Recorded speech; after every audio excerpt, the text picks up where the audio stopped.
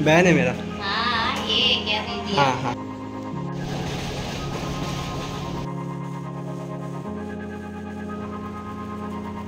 Hello everyone, আমি পাপিয়া। আমার নতুন একটি ব্লগে আপনাদের সকলকে স্বাগতম। আশা করি সবাই খুব ভালো আছেন, সুস্থ আছেন, আর আমিও খুব ভালো আছি। আগের একটা ব্লগে আপনারা দেখেছেন আমি সুরাট থেকে মুম্বাই এসেছি ভাইয়ের এখানে। সুরাট তো গিয়েছিলাম মেকআপের ডিপ্লোমা কোর্সের জন্য, আর এখানে মুম্বাইয়ে এসেছি ঘোরা বেড়ানোর জন্য। কাল রাতের বেলায় এখানে এসেছি। এবার আজকে থেকে দেখব যে কোথায় ঘুরতে বেড়াতে যাওয়া যায়। কিন্তু এখানে দেখুন সকাল থেকেই কেমন ঝমঝমিয়ে বৃষ্টি শুরু হয়েছে। সকালবেলা 7:30 এরকম সময় করে ভাই আর ভাইয়ের সাথে যে বন্ধুরা থাকে ওরা দুজনেই অফিস যাওয়ার জন্য বেরিয়ে গেছে। আমি তো ঘুম থেকে উঠে দেখলাম বাইরে একদম ঝমঝম করে বৃষ্টি হচ্ছে, বেশ ঠান্ডা ঠান্ডা ওয়েদার। বিছানা ছেড়ে উঠতে ইচ্ছা করছিল না, কিন্তু খিদে পেয়ে গেছে, উঠতে তো হবেই। আর এর এখানে কি আছে না আছে আমি কিছুই জানি না। তো ভাই ব্রেড এনে রেখে গেছে, আর আমি বাড়ি থেকে যে ওই বাটার জ্যাম ওগুলো নিয়ে এসেছিলাম না, তো ওগুলো এখনও কিছুটা রয়ে গেছে। আমি ভাবলাম তাহলে ব্রেড গরম করে আর বাটার দিয়ে জ্যাম দিয়ে আগে খেয়ে নিই। আর ব্রেকফাস্ট করার পরে ভেবেছি যে রুম দুটো একটু ভালো করে ব্যবস্থা করে গুছবো। মানে ব্যাচেলার ছেলেরা থাকলে যা হয় কিছুই তো ঠিকভাবে গুছিয়ে ব্যবস্থা করে রাখা নেই, সব চারিদিক এলোমেলো হয়ে আছে। আর আমার যেন নিজের দেখে এসব কেমন একটা হচ্ছে। খিদে পেয়েছে, ভাবলাম ব্রেকফাস্ট করে নিই, তারপরে দেখছি কি করা যায়।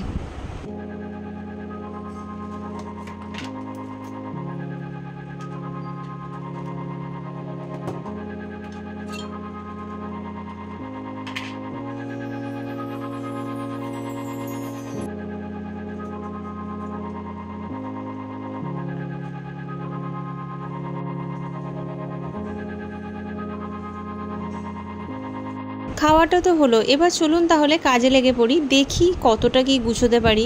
মানে এমন হয়ে আছে সব কিছু, আমি নিজেই বুঝতে পারছি না যে কোথা দিয়ে কি শুরু করব, কিভাবেই বা কি গুছবো। কি সেরকম কিছু নেই বললেই চলে, একদম মানে যেটুকুতে কাজ চালিয়ে নেওয়ার মতন সেইভাবে ওরা চালাচ্ছে।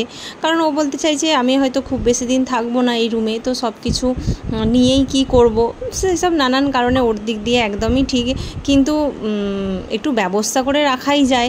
দেখছি কত সবজি রয়েছে, দুটো মানুষ থাকে, একবেলা করে রান্না করে, তো যেদিন যেটা রান্না করবে সেদিন সেটা নিয়ে আসবে। তো বলুন, এখানে দেখুন বরবটি কড়াই রয়েছে, ফুলকপি, ভেন্ডি, পটল, একসাথে এত কিছু নেওয়ার কি দরকার? ফ্রিজ তো নেই। এখানে দেখছি সব খারাপ হয়ে যাচ্ছে। আর আমি এখানে কানে হেডফোন লাগিয়ে মানে ফোনে কথা বলতে বলতে একটার পর একটা কাজ গুছিয়ে যাচ্ছি। কারণ বাড়ি থেকে সবাই ফোন করছে, বোনেরা ফোন করছে, মা ফোন করছে, হাজব্যান্ড ফোন করছে, ছেলে ফোন করছে। তো সবাই সাথে ফোনে কথা বলতে বলতে এদিকে আমার কাজ মোটামুটি হয়েই গেছে। আর আজকে দুপুরে রান্না কিছু করব না, ওই কালকে রাতে ভাই মাংস করেছিল, সেই মাংস আছে। আর এখানে দেখুন একটু ভাত করে নিয়েছি। বেলা আমি এটাই খেয়ে নেবো, আর রাত্রেবেলার জন্য রান্না করব। তো দুপুরে খাওয়ার পর একটুখানি ঘুমিয়ে নিয়েছিলাম, ঘুম থেকে উঠে সন্ধ্যাবেলা এখানে রান্না বসিয়েছি। ওই পটলগুলো দেখলাম পেকে যাচ্ছিল, তো ওগুলো ভেজে নিয়েছি। আর ফুলকপিটা একটু আলু দিয়ে তরকারি করব আর ভাত করব, ব্যাস, আর কিছু করব না। কারণ খেয়ে দিয়ে আবার আমরা বেরোবো। আর আজকে আমরা নাসিক যাব, মানে ভাই আসার পর রাতেবেলা আমরা বেরোবো।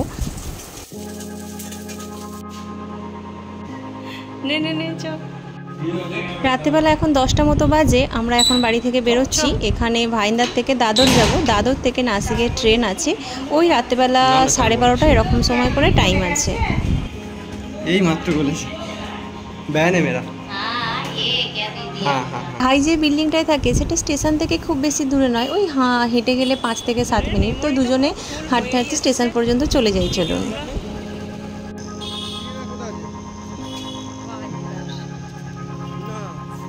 ভাইন্দা স্টেশন পর্যন্ত তো দুজনে চলে এলাম। আর যেহেতু রাতের বেলা, সেই কারণেই এখানটা এরকম ফাঁকা ফাঁকা দেখছেন, নয়তো এখানের কোনো ট্রেন ফাঁকা কোনো সময়তে থাকেই না। যারা মুম্বাই থেকে বিলং করে বা যারা মুম্বাই যাওয়া আসা করে থাকে, তারা জানে যে এখানে ট্রেনেতে কী পরিমাণে ভিড় হয়। 3 মিনিট 4 মিনিট ছাড়া ছাড়া ট্রেন, আর অসম্ভব ভিড় প্রত্যেকটা ট্রেনে।